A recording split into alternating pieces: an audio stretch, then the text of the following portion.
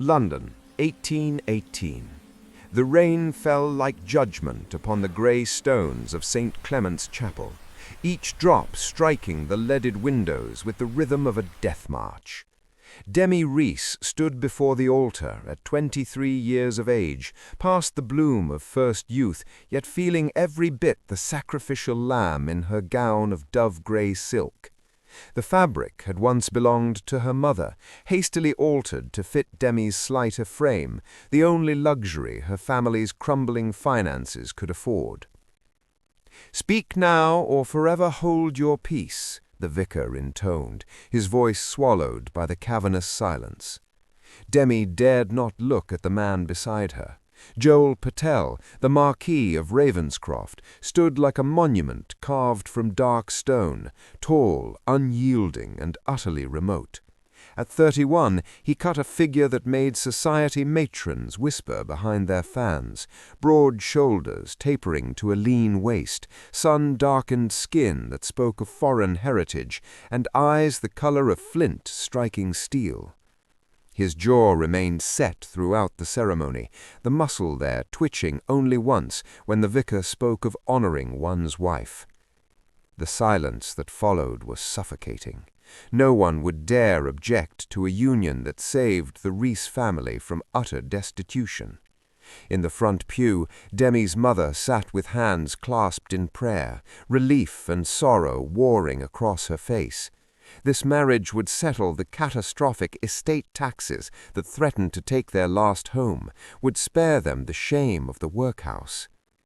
When it came time to speak her vows, Demi's voice rang clearer than she expected. "I, Demi Catherine Rees, take thee, Joel Ashwin Patel." The Marquis's responses were clipped, mechanical. "I will." Not once did his expression soften, not even as he slipped the gold band onto her finger with the care one might use when signing a land deed. His touch lasted only a heartbeat, cold, impersonal, as if her hand were made of glass he wished not to shatter, or perhaps feared might contaminate him. The wedding breakfast that followed at Ravenscroft House in Bloomsbury was an exercise in elegant torture. Demi sat beside her new husband at the head table, the space between them vast despite their proximity. Around them, London's elite raised champagne flutes in toast after toast, celebrating a union that had all the warmth of a business merger.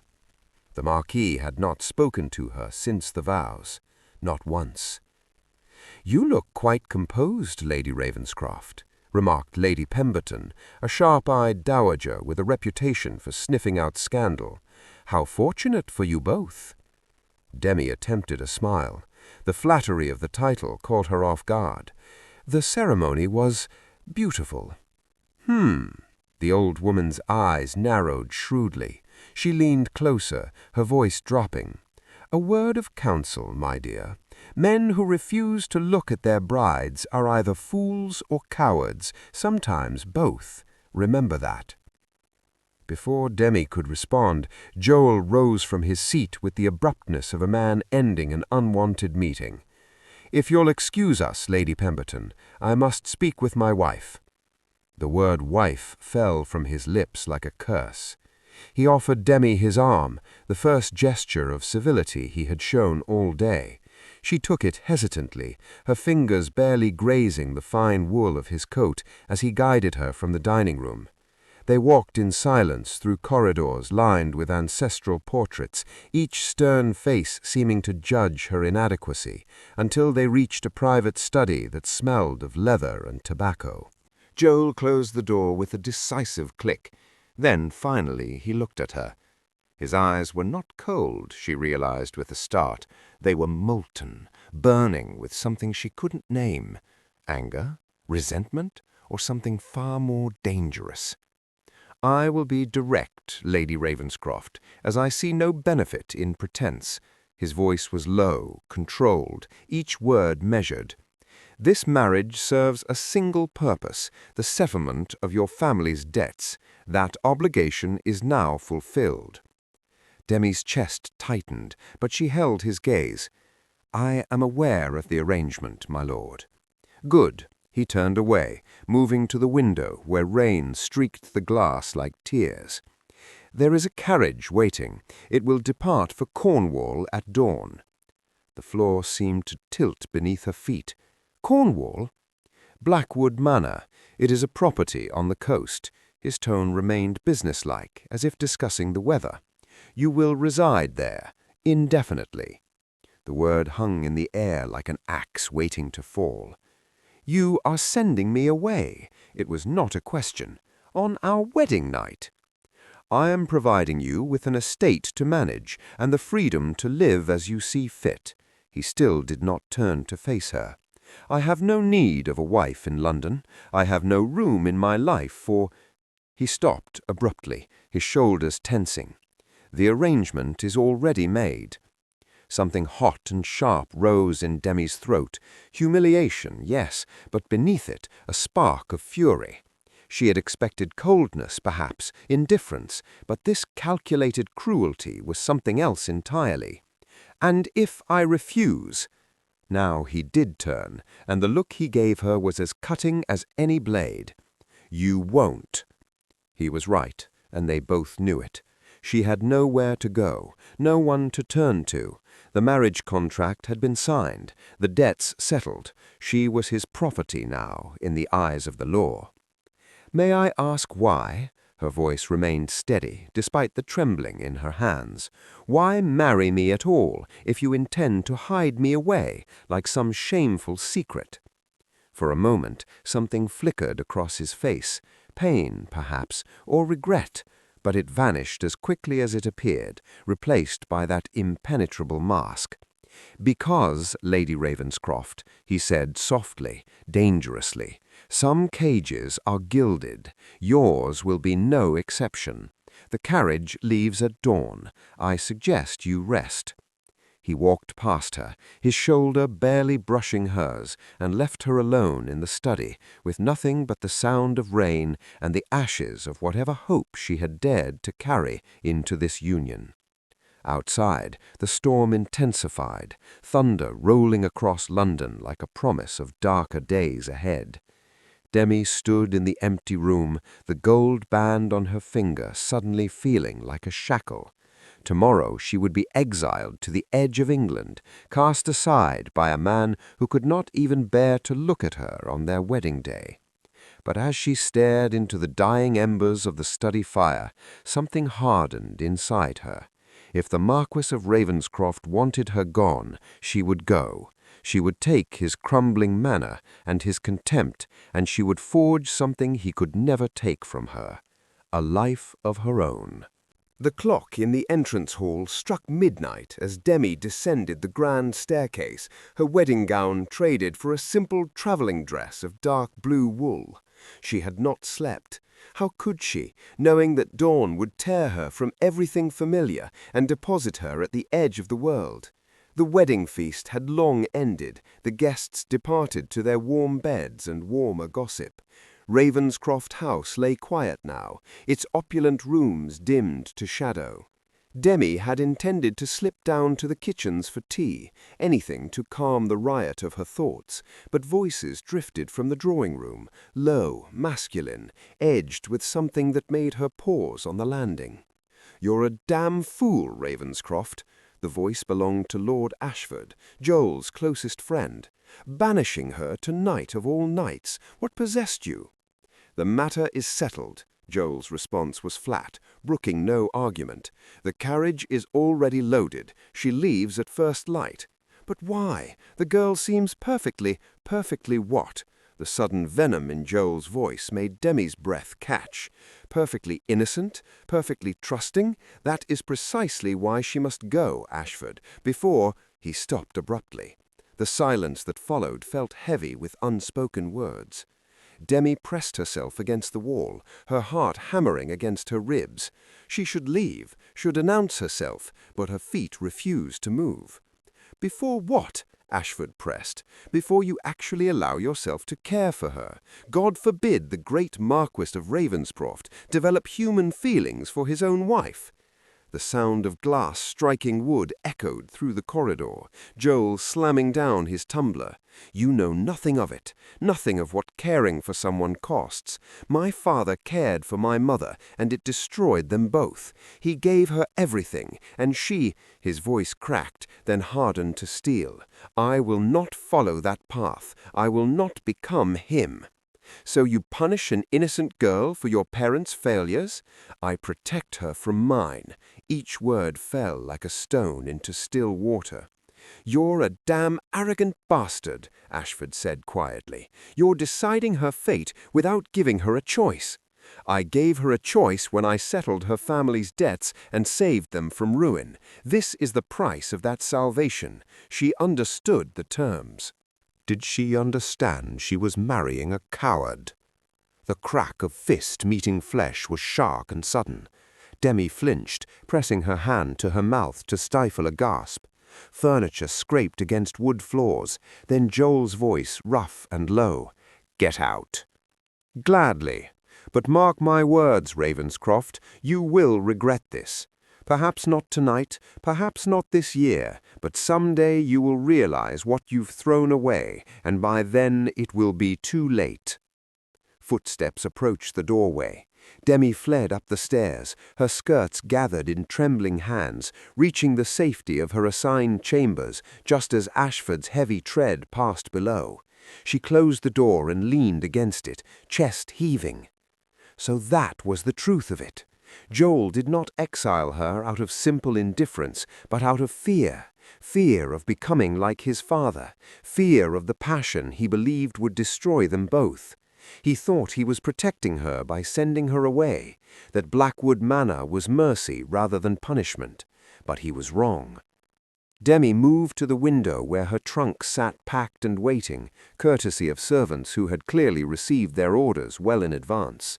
Beyond the glass, the rain had stopped, leaving London washed clean beneath a brittle moon. In a few hours, she would board that carriage and disappear from Joel Patel's life. He would remain here in his beautiful, lonely house, convinced he had made the noble choice. Let him believe it. Let him think his cold decree had broken her spirit. She pressed her palm against the cold glass, watching her breath fog the pain. Cornwall awaited, a crumbling manor and a husband's rejection. But if Joel thought distance would keep them safely apart, he understood nothing of the woman he had married. Demi Reese had spent her life watching her family's fortune crumble. She knew how to rebuild from ruins, and one day, whether in 3 months or 3 years, the Marquis of Ravenscroft would realize that the greatest threat to his carefully constructed isolation was not his own father's ghost. It was the wife he had exiled to the edge of England, the one he had tried so desperately to forget. The journey to Cornwall took 4 days of bone-rattling misery. Demi watched England transform through the carriage window, the ordered elegance of London giving way to rolling farmland, then wild moorland, and finally the savage beauty of the Cornish coast. With each mile, civilization seemed to peel away, leaving only wind-scoured cliffs and the distant roar of the Atlantic. When Blackwood Manor finally came into view on the 5th morning, Demi's breath stopped in her throat. It was not a home, it was a cairn, a monument to neglect, perched on a cliff edge as if daring the sea to claim it. The manor's dark stone walls rose against the grey sky like broken teeth, half the windows boarded, the other half gaping empty. Ivy strangled the east wing, and what had once been gardens were now thickets of bramble and gorse. A single tower listed slightly to the left, its roof collapsed inward, open to the screaming gulls that circled overhead. The carriage lurched to a stop before the entrance, and the driver, a dour man who had barely spoken during the entire journey, opened the door with visible reluctance. "Blackwood Manor, my lady." Demi stepped down onto gravel choked with weeds. The wind hit her immediately, salt-sharp and violent, tearing at her bonnet and skirts. Below the cliff, waves crashed against jagged rocks with a sound like thunder, sending spray high enough to mist her face. The taste of brine filled her mouth. No servants waited at the door, no housekeeper with keys and a warm greeting. The manor stood abandoned, hostile, as unwelcoming as the man who had sent her here. The driver began unloading her trunks with unseemly haste, clearly eager to be gone. "The Marquis sent word ahead," he said, not meeting her eyes. "There's a caretaker, old Mrs. Pascoe from the village. She comes twice weekly to check the place. Left supplies in the kitchen, or so I'm told." "Twice weekly?" Demi's voice sounded hollow against the wind. "And the rest of the time?" "You'll be alone, my lady." He set down the last trunk and climbed back onto his perch. "Village is 3 miles south along the coast road. Mrs. Pascoe can direct you if need be." Before Demi could respond, the carriage was turning, wheels crunching over broken stone. She watched it disappear down the rutted path until even the sound of hoofbeats was swallowed by the wind and waves. Then she was truly alone. Demi turned back to the manor, her earlier resolve wavering. The front door hung slightly ajar, revealing darkness within. She thought of Joel's words in the study, "Some cages are gilded," and laughed, the sound bitter and lost in the gale. There was nothing gilded about Blackwood. This was punishment, pure and absolute. He had not simply exiled her, he had erased her, hidden her away in a place so remote, so ruined, that even hope itself seemed unable to survive. She climbed the crumbling steps, each one cracked and treacherous. The door groaned as she pushed it fully open, revealing an entrance hall thick with dust and shadows. A chandelier lay shattered on the marble floor, its crystals scattered like tears. Water stains bloomed across the walls where the roof had failed. Furniture stood shrouded in cobweb-covered sheets, ghostly shapes in the dimness. Demi walked through room after room, each one worse than the last. The drawing room's ceiling had partially collapsed. The library was a graveyard of mildewed books. In what had once been a ballroom, birds nested in the exposed rafters, their droppings covering everything in a layer of filth. The kitchen, at least, showed signs of recent attention, Mrs. Pascoe's work, perhaps, with a small stack of firewood and provisions covered by cloth. By the time Demi reached what must have been the master bedroom, her hands were shaking. The room overlooked the cliff, its windows intact, but so salt-stained that the view was distorted, dreamlike. A bed frame remained, rusted and skeletal, nothing else. She sank onto the bare floorboards, her traveling dress pooling around her, and finally allowed herself to feel the full weight of what Joel had done. He had not just sent her away, he had buried her alive in this beautiful, terrible place where the wind never stopped and the sea raged endlessly against the rocks below. Spite. Lord Ashford had called Joel a coward, but this was not cowardice, this was cruelty refined to an art, a rejection so complete that even the location screamed his contempt. Demi pressed her forehead to her knees, tasting salt, from the sea spray or her own tears, she could not tell. For a long moment she allowed herself to break, to feel the enormity of her isolation crash over her like the waves below. Then, slowly, she lifted her head and looked out at the wild grey ocean. Joel had given her ruins. Very well. She had rebuilt once before, after her father's death left them with nothing. She could do it again. He thought Blackwood would swallow her, that she would write begging letters or flee back to London in defeat. He was wrong. Demi stood, brushing dust from her skirts, and walked to the window. Beyond the glass, the Atlantic stretched to infinity, untamed and unforgiving, but beautiful. Terribly, savagely beautiful. She would make this her kingdom, and when the Marquis of Ravenscroft finally came looking, if he ever did, he would find not the broken, desperate girl he had exiled, but a woman who had built something from nothing, a woman he had created by trying to destroy her. The village of Thornwick huddled against the Cornish coast like a collection of barnacles clinging to rock, its shops and cottages weathered grey by salt and wind. Demi entered the general merchant's establishment with her chin high and her purse distressingly light, the brass bell above the door announcing her arrival with a cheerful jangle that felt at odds with her mission. Mr. Godwin looked up from his ledger, his weathered face breaking into a practiced smile that didn't quite reach his eyes. Lady Ravenscroft, an honor. The title came out stiff, unused. No marchioness had set foot in his shop within living memory. Mr. Godwin, Demi offered a polite nod, her gaze sweeping across shelves stocked with lamp oil, candles, rope, and sundries. Behind the counter, jars of preserved goods caught the weak afternoon light. I require supplies for Blackwood Manor. Quite a substantial order, I'm afraid. The house has been neglected for some time. Aye, that it has. Godwin's expression remained carefully neutral. What did you have in mind, my lady?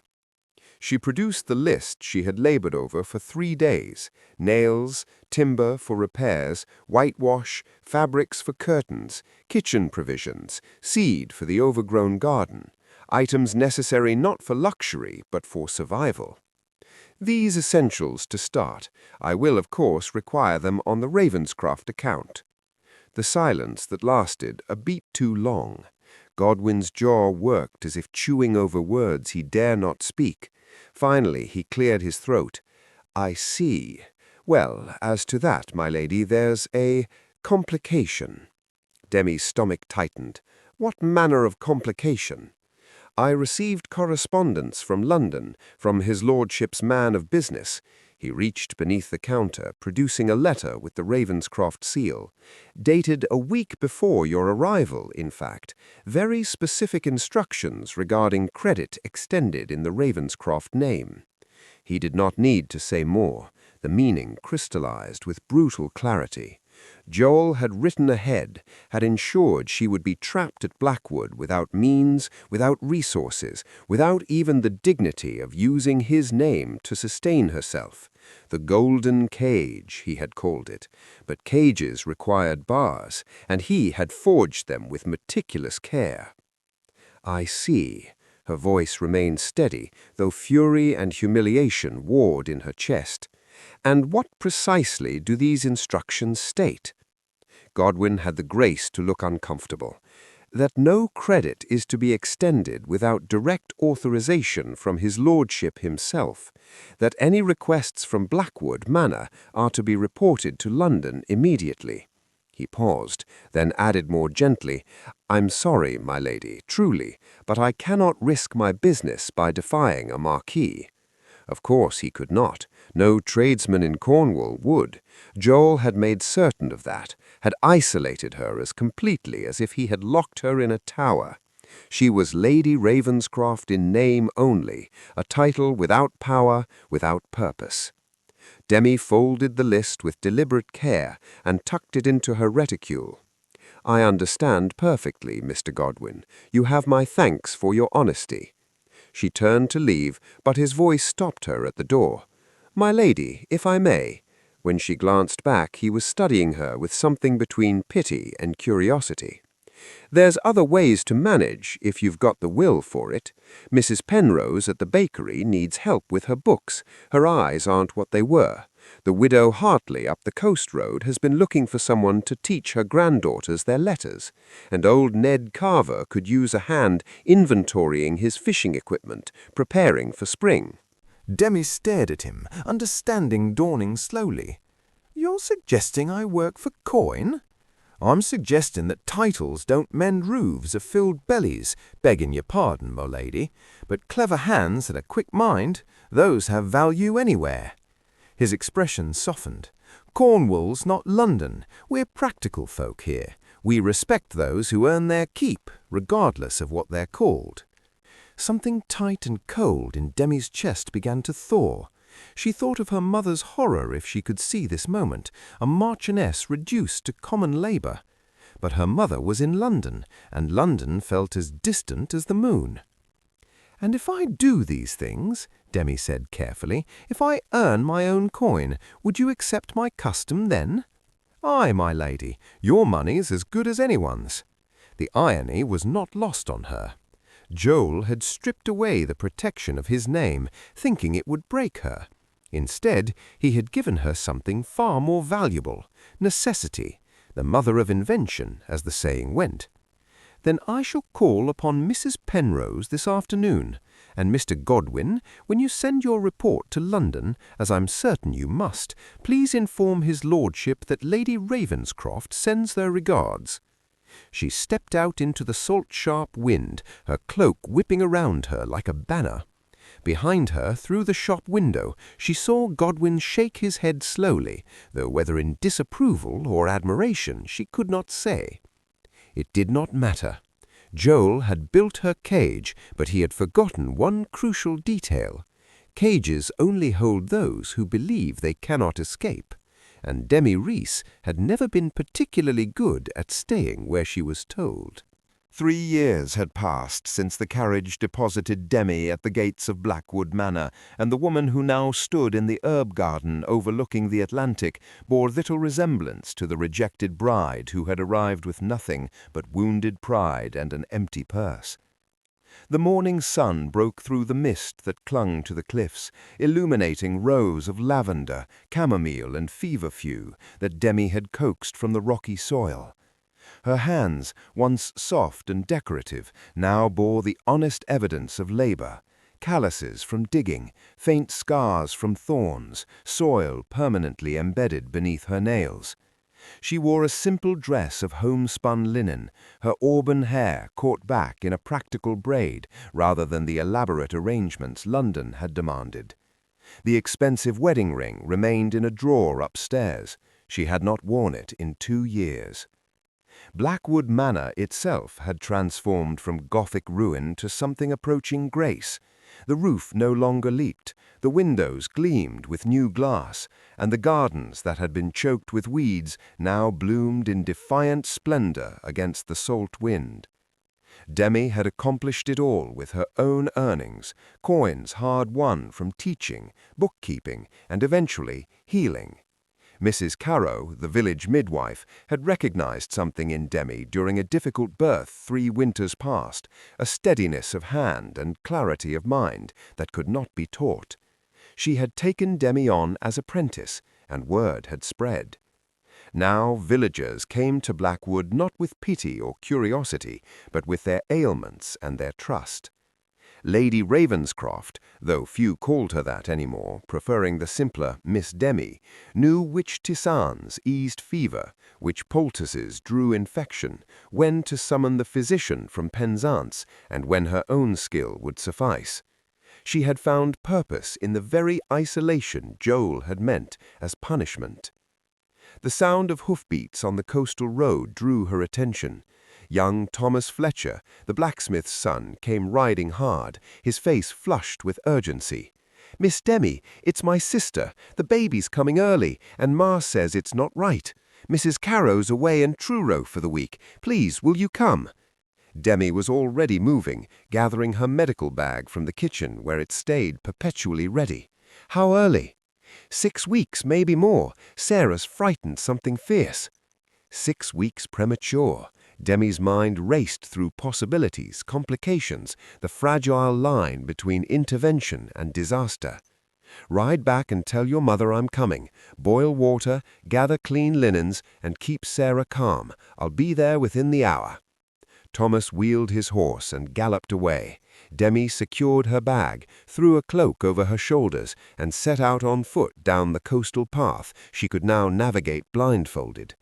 The walk to the village had once seemed impossible. Now her legs carried her swiftly over the uneven terrain, her boots finding purchase on stones she knew by heart. She thought, as she sometimes did during these solitary walks, of Joel. Did he know what she had become? Mr. Godwin's reports to London ceased after the first year, whether because Joel had stopped requesting them, or because Godwin had quietly rebelled, she did not know. She received the quarterly allowance Joel's man of business sent, though she rarely touched it, depositing the funds in a Penzance bank account that grew steadily. She needed nothing from the Marquis of Ravenscroft, not his money, not his name, certainly not his presence. Or so she told herself. The truth, which she examined only in the darkest hours before dawn, was more complex. She had built a life here, yes, a good life, a meaningful one. But it remained a life constructed from exile, shaped by absence. She had learned to find peace in solitude, to take pride in self-reliance, to measure her worth by the health of her patients and the beauty of her gardens rather than by a husband's regard.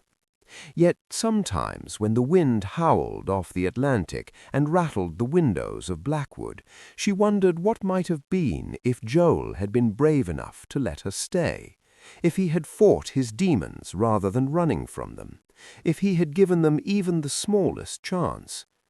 But those thoughts were indulgences she could not afford, not with Sarah Fletcher laboring too early and a premature infant's life hanging in the balance. Demi quickened her pace, her medical bag heavy against her hip, her mind already cataloguing what she would need. The village came into view, smoke rising from cottage chimneys, fishing boats bobbing in the harbor. This was her world now, not ballrooms and calling cards, but birth blood and herb gardens and the desperate gratitude of mothers whose children she had saved. Joel had exiled her to make her disappear. Instead, she had bloomed in the grey, becoming more herself than she had ever been in London's glittering cage. If he could see her now, she thought, would he recognize the woman he had married? Would he feel regret, or simply relief that his convenient exile had worked so well? She would likely never know, and perhaps that was for the best. The London papers arrived in Thornwick 3 days late, salt-stained and crumpled from their journey by mail coach. Demi rarely bothered with them anymore, finding little use for news of a world she had left behind. But Mrs. Penrose pressed the Times into her hands one October morning with an expression that made Demi's breath catch. "You'll want to see this, dear. Page 3. Demi unfolded the paper with hands that had suddenly gone cold. The headline struck her like a physical blow. Tragedy at sea. Ravenscroft fleet lost in Channel storm. Marquis survives. Dozens perish. The words blurred as she forced herself to read. Joel's merchant fleet, 3 ships carrying textiles and spices from India, had encountered an unseasonable gale in the English Channel. 2 vessels had gone down with all hands.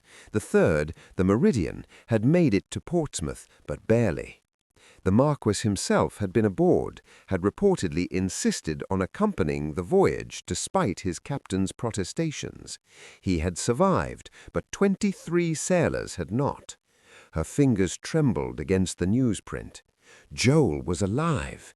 The relief that flooded through her was immediate and unwelcome, followed swiftly by a harder question. Why had he been aboard at all? Noblemen did not sail with their merchant fleets. It was unprecedented, reckless. The article continued, and with each paragraph the picture darkened. An investigation had revealed faulty construction in the lost ships, corners cut, inferior materials used, bribes paid to inspectors. The shipbuilder, a man named Holbrook, had been arrested, but the scandal pointed higher, suggesting that Lord Ravenscroft had known about the deficiencies and allowed the ships to sail anyway, valuing profit over the lives of his crew. "It's not true," Demi spoke aloud without meaning to. "He would never—" But Mrs. Penrose was already shaking her head, producing a second paper, this one a scandal sheet from 3 days prior. "The Fallen Marquis. Society turns its back on Ravenscroft." The prose was lurid, gleeful in its recounting of Joel's social destruction. He had been cut by the Duchess of Pemberton at a charity gala. His membership at White's had been suspended. Families who had once courted his favor now refused him entry to their homes. The article claimed he bore a gruesome scar from the shipwreck, that he walked with a limp, that he had become a haunted shell of his former self. There was more, whispers of financial ruin, of properties being sold to pay restitution to the families of the dead sailors. The Ravenscroft fortune, built over generations, was crumbling, and Joel, the man who had exiled her to preserve his pristine isolation, now stood alone for entirely different reasons. Demi set the papers down, her mind reeling. She should feel vindication, perhaps, or grim satisfaction that the man who treated her with such calculated cruelty now faced his own reckoning, but all she felt was a hollow ache in her chest, and beneath it something she refused to name. "What will you do?" Mrs. Penrose asked gently. "Do? Nothing. This is not my concern. He's still your husband, dear. In name only. He made that abundantly clear." Demi gathered the papers, folding them with sharp, precise movements. "Lord Ravenscroft chose his path 3 years ago. He does not require my pity now." But that night, alone in Blackwood Manor, with the wind howling off the sea, Demi could not escape the images the articles had conjured. Joel wounded, scarred, grief-stricken over the deaths of men who had trusted him. Joel facing the savage judgment of a society that had once bowed to his title. Joel discovering, as she had, what it meant to be cast out and utterly alone. She stood at her window overlooking the cliffs where she had learned to find peace in solitude. But Joel was not built for solitude. She knew that from the conversation she had overheard 3 years past. He was all-consuming passion or cold indifference, nothing between. A man of extremes, of intensity, who feared his own capacity for feeling. What would such a man become when stripped of everything, confronted with devastating loss, abandoned by the world he had once commanded? The question haunted her through the sleepless hours. At dawn, she descended to her kitchen and began preparing a tisane she would not drink, chamomile for anxiety, valerian for sleeplessness. Her hands moved by habit while her mind churned with thoughts she could not quiet. A week passed, then another. The papers brought more news. Joel had withdrawn from London entirely, dismissed most of his staff, shuttered Ravenscroft House. His man of business had issued a statement declaring the Marquis's intention to make full restitution to the bereaved families, even if it meant selling everything he owned. Everything except Blackwood Manor, Demi noted. The papers never mentioned Cornwall, never suggested that the disgraced Marquis might flee to his coastal estate. Perhaps he had forgotten about it entirely. Perhaps he had forgotten about her. Or perhaps he simply believed she would not want him here, in the sanctuary she had built from the ruins of his rejection. He would be right, she told herself. She had no obligation to him, no debt to repay. He had made his choice 3 years ago, and she had made hers. Their paths had diverged, and tragedy did not change that fundamental truth. But late at night, when the wind screamed and the waves crashed against the cliffs below, Demi found herself standing at that window, staring north toward London, wondering if Joel Patel was staring south toward Cornwall, and whether either of them had the courage to bridge the distance that lay between. The letter arrived on a grey November morning, delivered by a rider whose fine clothes and exhausted horse spoke of urgent travel from London. Demi accepted it at Blackwood's door, with hands still dusted with flour from the morning's bread, noting the Ravenscroft seal pressed into crimson wax. Not Joel's hand, she would have recognized his sharp, angular script. This was written by his solicitor, Mr. Pemberton, in the careful copperplate of a man accustomed to legal documents. She did not open it immediately. Instead, she finished her bread, set it to rise, washed her hands, and only then carried the letter to the drawing-room, where pale sunlight struggled through the windows. The paper was heavy, expensive, a relic from a world where such things still mattered. "Lady Ravenscroft," it began, and she nearly laughed at the formality. I write to you in a matter of utmost urgency concerning his lordship, the Marquis of Ravenscroft, your esteemed husband. Esteemed. The word sat better on her tongue as she read on. As you are no doubt aware from the public accounts, his lordship has suffered both personal tragedy and considerable damage to his reputation following the maritime disaster of last month. The situation has grown increasingly dire. His lordship faces parliamentary inquiry, potential criminal charges, and complete social ostracism. In this dark hour, it is imperative that he present a united front with his family. Demi's jaw tightened. Family, as if Joel had ever acknowledged her as such. Therefore, I must respectfully but urgently request your immediate return to London. Your presence at his lordship's side would demonstrate marital solidarity and provide much-needed evidence of his character to both society and the courts. A wife's loyalty during tribulation carries considerable weight in such matters. I have taken the liberty of arranging accommodation and transportation, which can be dispatched upon your word. The letter continued with details of timing, of carefully orchestrated public appearances, of the precise image they would need to project.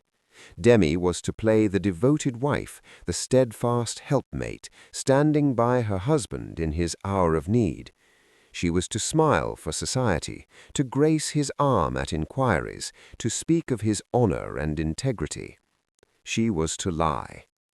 I must impress upon you the gravity of the situation, Pemberton concluded. His lordship's entire future, indeed his very freedom, may depend upon this gesture of wifely duty. I trust you will understand the obligation that accompanies your title and position. Obligation, duty, the words that had bound her to that cold altar 3 years past, that had delivered her into exile, now summoned her back to perform as the loyal wife she had never been permitted to be. Demi read the letter once more slowly, ensuring she had not misunderstood its audacity. Then she rose, walked to the fireplace where a small blaze crackled against the autumn chill, and held the paper to the flames. The expensive parchment caught quickly, Pemberton's careful script blackening and curling. She watched until nothing remained but ash, then dusted her hands clean and returned to the kitchen, where her bread waited. Later that afternoon she penned her own response on simple paper with straightforward words. Mr. Pemberton, I received your letter of the 14th. I regret I cannot comply with your request. Lord Ravenscroft made his position regarding our marriage abundantly clear 3 years ago when he exiled me to Cornwall on our wedding night. He informed me then that he had no need of a wife in his life. I see no reason to believe that has changed merely because his circumstances have become inconvenient. If his lordship wishes my presence, he may request it himself. Until such time, I will remain where he placed me, at the edge of England, living the life he granted me through his absence. I wish him well in his difficulties, as one might wish well any distant acquaintance facing hardship. But I am not the wife he needs me to pretend to be. I am only the woman he discarded, who learned to thrive in the discarding. Respectfully, Mrs. Demi Rees. She signed her maiden name deliberately, a small rebellion that gave her savage satisfaction. Let Pemberton make of that what he would. Let Joel see it, if the letter even reached him through his solicitor's careful management. She dispatched the response with the mail coach and felt nothing but relief. They thought they could summon her like a servant, could demand she resurrect a marriage that had never truly existed, all to salvage Joel's reputation, as if she owed him anything beyond the courtesy she would extend to a stranger. That night, Demi slept soundly for the first time in weeks. She had made her choice, drawn her line. Whatever happened to Joel Patel in London was his burden to bear, as Cornwall had been hers. She had burned his summons and felt no regret. If that made her heartless, so be it. She had learned cruelty from a master, after all, and she would not forget the lessons he had taught her. Joel Patel left London before dawn on a December morning when frost turned the cobblestones to glass and his breath hung white in the air. He rode alone on a grey gelding, refusing the carriage Pemberton had insisted upon, refusing the servants who had offered to accompany him. This journey was his to make, his penance to bear, and he would not arrive at Blackwood's gates cushioned by comfort or privilege. The scar that ran from his left temple to his jaw pulled tight in the cold. He had stopped covering it with his collar weeks ago, had stopped flinching when people stared. Let them look, let them see what pride and cowardice had cost him. The limp from his shattered ankle was worse in winter. Each step of the horse sent pain lancing up his leg. He welcomed it. Pemberton's face when Joel announced his intention had been a study in horror. "My lord, it's 300 miles. In winter, you're in no condition." "I'm in exactly the condition I deserve." Joel had cut him off with a wave of his hand. "She will not come to London, therefore I will go to Cornwall." "A letter. I sent a letter 3 years ago, informing my wife she was exiled. I will not repeat that cowardice." The words tasted like ash. "If Demi Rees is to hear my plea, she will hear it from my own lips, not filtered through solicitors and pretty parchment." Now, 5 days into the journey, Joel understood the full weight of his decision. The road southwest was a ribbon of frozen mud that turned treacherous with each mile. He stopped at posting inns where the innkeepers recognized his title and his scandal in equal measure, their service correct but cold. He slept poorly when he slept at all, his dreams haunted by salt water and drowning men, by Demi's face on their wedding day when he had refused to meet her eyes. By Salisbury the weather turned. Rain came in sheets that soaked through his greatcoat and chilled him to the bone. By Exeter the rain had become sleet. His horse struggled through increasingly rugged terrain, and Joel's body screamed protests with every hour. But he pushed on, driven by something beyond physical endurance, a desperate, clawing need to reach Cornwall before his courage failed. He had lost everything. His reputation lay in ruins, his fortune depleted by restitution payments that would continue for years. Society had turned his back, and he could not blame them. 23 men had died because he had trusted the wrong people, because he had been too consumed by his own demons to pay proper attention to his business affairs. Their faces haunted him in the dark, sailors with families, with futures, all extinguished while he survived. He had survived to face what he had done, to Holbrook's victims, to his crew, to Demi. The parliamentary inquiry had found him negligent but not criminal, a distinction that provided no comfort. He had stood before Lords and Commons and accepted their judgment with a bowed head, had listened as they catalogued his failures, his recklessness, his arrogant assumption that nothing could touch him. They had been right about all of it. But it was Demi's letter that had broken him completely, not the refusal. He had expected that, deserved it. It was the way she had signed it, Mrs. Demi Rees. She had erased his name, erased their marriage, reduced him to nothing in her estimation, and that nothing was more than he merited. "I am only the woman he discarded, who learned to thrive in the discarding." The words had struck him like a blade between the ribs, sharp and true. She had thrived. The reports from Cornwall, which she had continued requesting despite telling himself he had no right, painted a picture of a woman transformed, healer, teacher, leader, beloved by a community that had embraced her in ways London society never had. She had taken his rejection and forged it into something beautiful, something meaningful, while he had remained in his London prison, convinced his isolation was nobility rather than cowardice. On the 8th day, Joel crossed into Cornwall. The landscape shifted to wild moorland and dramatic cliffs, the air heavy with salt. His body had moved beyond pain into a numb exhaustion that was almost transcendent. The scar on his face throbbed with each gust of wind. His hands on the reins were raw with cold. Good. Let him arrive at Blackwood broken and freezing, stripped of every pretense. Let Demi see exactly what he had become, a hollow man who had finally understood, too late, what he had thrown away. The sky darkened as he followed the coastal road toward Thornwick. Storm clouds massed over the Atlantic, promising the kind of tempest that had nearly killed him once before. Joel urged his horse onward. If the storm came, so be it. He would reach Blackwood Manor or die trying, and he was no longer certain which outcome he deserved. But he knew which one he wanted. For the first time in 3 years, perhaps for the first time in his life, Joel Patel wanted something more than he feared it. He wanted the chance to kneel before his wife and beg not for forgiveness, which he could never earn, but simply for the opportunity to prove he was capable of change. Whether she would grant him that chance, he would discover soon enough.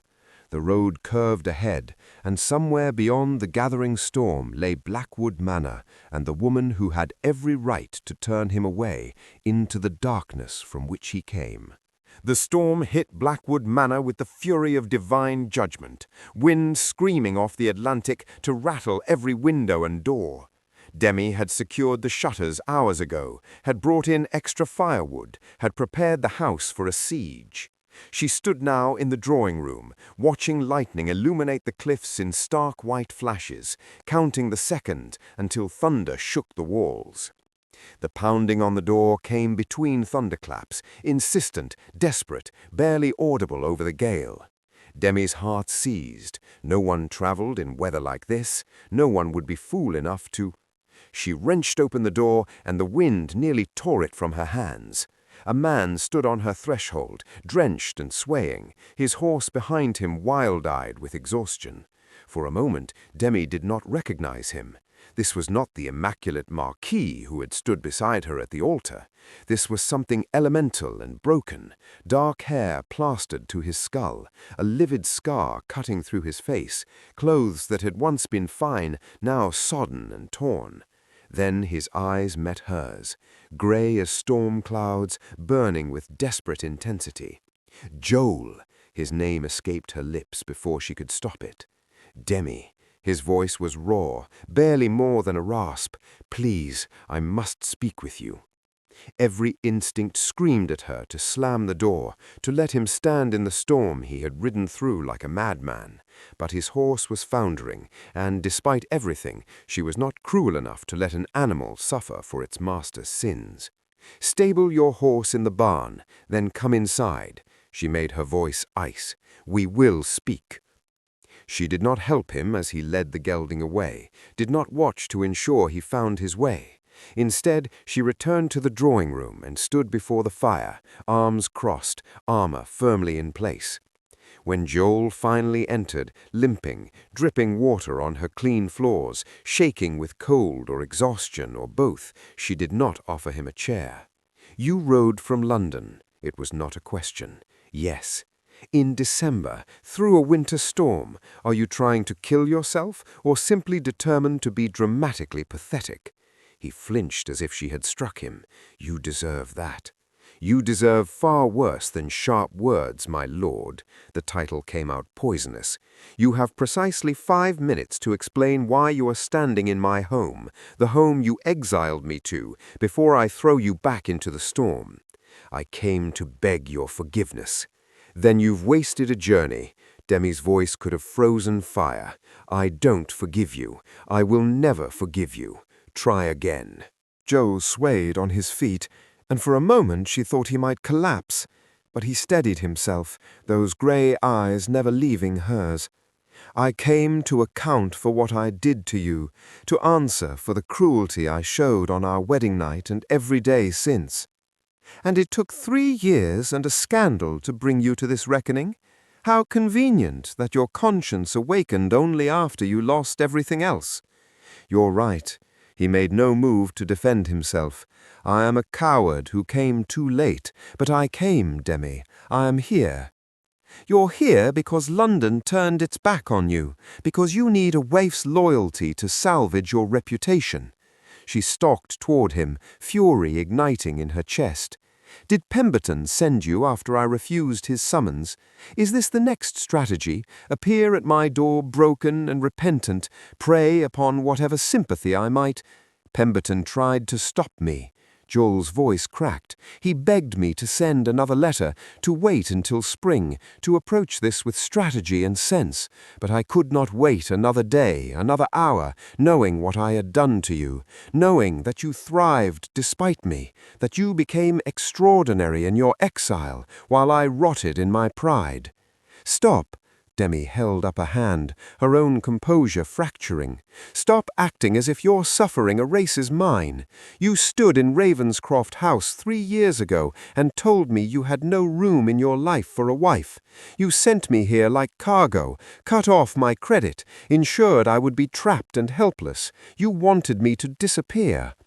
"I wanted," Joel's voice broke entirely, "I wanted to protect you from myself, from what I knew I was capable of becoming. My father loved my mother with a consuming passion that destroyed them both. I swore I would never inflict that on anyone, would never allow myself to care so deeply it turned to possession, to madness. So I pushed you away before I could—" "Before you could what?" Demi demanded, stepping closer until they were inches apart. "Before you could feel something for me, before you could treat me like a human being instead of a problem to be managed. Before I could fail you the way I have failed everyone else." The words exploded from him, raw and desperate. "Do you know how many men died because of my negligence? 23 sailors with families, with futures. I was so consumed with keeping myself separate, with maintaining my careful distance from everything that mattered, that I stopped paying attention to what mattered most. And they drowned while I survived." Lightning struck close enough to shake the house. In its flash, Demi saw Joel clearly. Not the proud Marquis, not the cold stranger at the altar, but a man drowning in his own guilt and grief. "So you came here to add me to your list of failures?" She kept her voice hard, despite the crack forming in her fury. "To apologize and ease your conscience before you ride away again?" "No."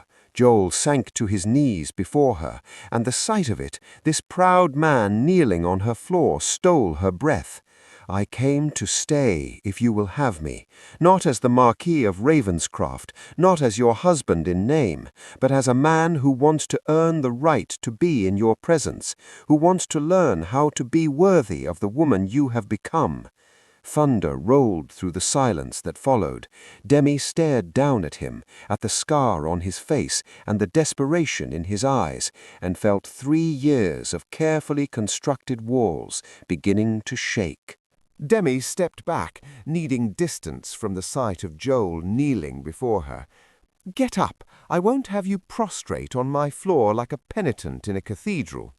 He rose slowly, favoring his injured ankle, but did not move closer. Water pooled beneath him, and he looked so utterly wrecked that something twisted painfully in her chest. She crushed it ruthlessly. "You speak of your father," she said, "of protecting me from some inherited madness. Tell me the truth of it, all of it. I will not make decisions based on half-stories and noble-sounding excuses." Joel's hand moved to his scarred face, then dropped. "My father was the Marquis before me, a man of great passion and greater temper. He loved my mother with an intensity that bordered on obsession, would not let her from his sight, grew enraged at any man who spoke to her, accused her of infidelities that existed only in his mind." His voice was hollow, recounting facts that still cut. "She bore it for years, bore him. Then, when I was 15, she fled, left a letter saying she could no longer breathe in his love, that it had become a prison more complete than any cage." "Where did she go?" "India, back to her family." Joel's jaw tightened. "My father followed, tracked her across an ocean, demanded she return, caused such a scene that her family disowned her to preserve their honor. She came back to England with him, and within a year she was dead. The physician said fever. I knew better. Demi's breath caught. He killed her? Not with his hands, with his love. The words were bitter as poison. She wasted away in Ravenscroft House, a ghost in her own life, and my father, even after she died, could not see that his passion had been the blade. He mourned her until his own death 3 years later, convinced she had been his greatest love, never understanding he had destroyed the very thing he claimed to worship. The storm raged outside, but inside the drawing-room stillness reigned. Demi saw it now, the boy who had watched his mother suffocate under devotion, who had learned that love and destruction were inseparable. "So you chose to feel nothing rather than risk feeling too much," she said quietly. "I chose to never inflict that on anyone, and then," Joel's voice broke, "then I saw you at that altar, so beautiful and so trusting, and I was terrified of what I might become if I let myself want you, if I let myself love you the way my father loved my mother. So you hurt me first, before you could hurt me worse. Yes." He did not look away from her judgment. "I told myself exile was mercy, that you would be safer away from me, free to build a life I could never poison. But I was wrong, Demi. I did not protect you. I punished you for a crime you never committed, for a fear that belonged only to me." Demi turned away, moving to the window where rain lashed the glass. Her reflection stared back, and behind it, Joel's broken form. "You cannot undo 3 years with one confession. I know. I am not asking you to forget. I am asking," he faltered, "I am asking for the chance to learn how to be a partner instead of a tyrant or a coward. To stay here, if you will allow it, and prove through actions rather than words that I can be different." "Stay here," Demi repeated, "at Blackwood, not return to London. London has nothing for me now, but more than that," Joel's reflection met hers in the glass, "I do not want to take you back to that world of pretense and performance. I want to learn how to live in yours, the one you built from nothing." She turned to face him. "And if I say no, if I tell you to leave at dawn and never return, then I will go, but I will not stop trying to atone. I will spend the rest of my life making restitution to those I have wronged, and I will live with the knowledge that my greatest failure was letting you slip away." The words hung between them, honest and raw. Demi studied him, this man who had been her husband in name, but never in truth, who had exiled her and then ridden through winter storms to kneel at her feet. The scar on his face would never fade, the limp would never fully heal. He was marked by his failures, and he was not hiding them. "I need time," she finally said. "I need to know this is not desperation speaking, that when the scandal fades and your reputation recovers, you will not regret this choice." "My reputation will never recover, nor should it." Joel's voice was steady now. "But I understand. Time is the least I owe you." Demi nodded slowly. "There is a cottage on the estate, the old groundskeeper's residence. You will stay there. You will work, truly work, with your hands alongside the villagers. You will earn your keep as I have earned mine. And if, after the winter has passed, you remain, and I believe your change is genuine, then we will speak of what comes next. And if I fail, if you decide I am not worth the chance, then you will leave and we will end this marriage in truth." She held his gaze. "Those are my terms. Accept them or ride back to London tonight." Joel's answer came without hesitation. "I accept." "Then we have an accord. The cottage is beyond the garden. There is firewood and basic provisions. Tomorrow you will meet with Mr. Carrow about repairs needed on the fishing pier. He will not be gentle with you.